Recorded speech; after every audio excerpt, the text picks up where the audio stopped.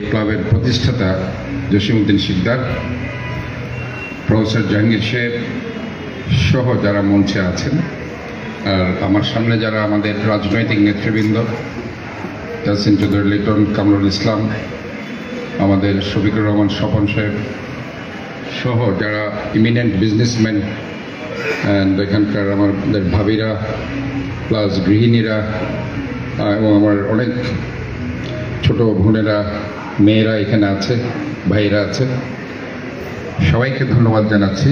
আমি যখন ঢুকছিলাম যে সঙ্গীতের সুর বাজছিল এবং সবাই সেই সুরের মূর্ছনায় মোহিত ছিল।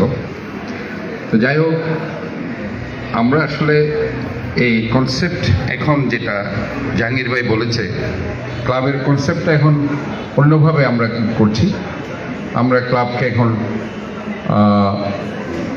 কিছু কাজে আমরা ব্যবহার করছি। যেমন আমরা ধরেন এখন একটা মুভমেন্ট দরকার,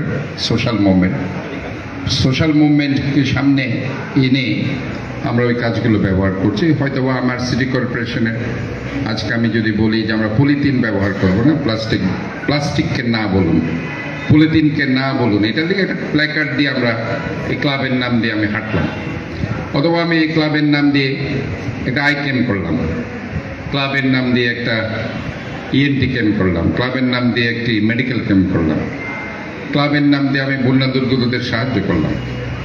এগুলি এখন ক্লাব করছে।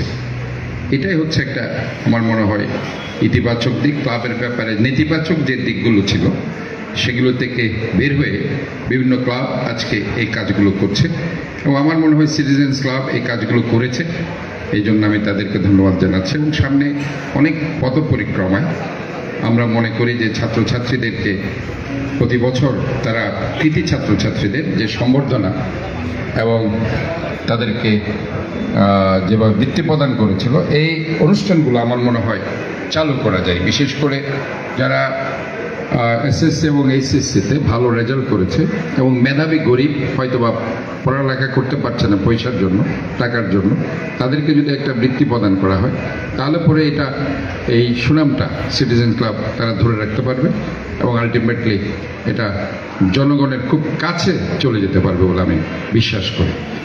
এবং এখানে আরও অনেক কাজ আছে। যৌতুকের জন্য আজকে আমরা বলছি যৌতুককে না বলুন, তো তারপরেও অনেক মা বাবারা তার মেয়েকে বিয়ে দিতে পারছে না, সেখানেও কিছুটা সাহায্য তারা করতে পারে।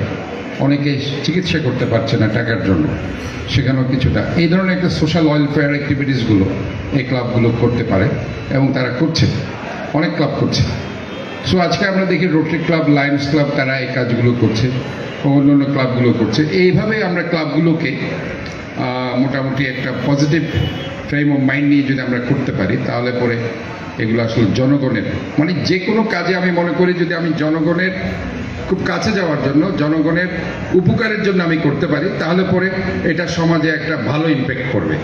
এবং এইভাবেই কিন্তু আমরা যদি চলতে পারি তাহলে আমরা একটা সমাজকে সুন্দর করতে পারি, শহরকে সুন্দর করতে পারি এবং একটা রাষ্ট্রকে আমরা সুন্দরভাবে বিনির্মাণ করতে পারি। আমি আবারও এই ক্লাবের এই 22তম বর্ষপূর্তিতে যারা আজকে এখানে অনেকেই হয়তো গত হয়েছেন, তাদের আত্মার মাগফিরাত কামনা করছি। আর যারা আছেন সবাই ঐক্যবদ্ধ থাকবেন এবং সবার সুস্বাস্থ্য দীর্ঘায়ু কামনা করে আমি আমার বক্তব্য শেষ করছি। আল্লাহ হাফেজ। ধন্যবাদ চট্টগ্রাম সিটি কর্পোরেশনের মাননীয় মেয়র মহোদয়কে। এ পর্যায়ে সমাপনী বক্তব্য দিয়ে আজকের অনুষ্ঠান বিশেষ করার জন্য আমি অনুরোধ জানাবো পুরো অনুষ্ঠানটি সভাপতিত্ব যিনি করেছেন সাধারণ সম্পাদক জসিমউদ্দিন শিকদার, জনাব জসিমউদ্দিন শিকদারের জন্য একটি করতালি।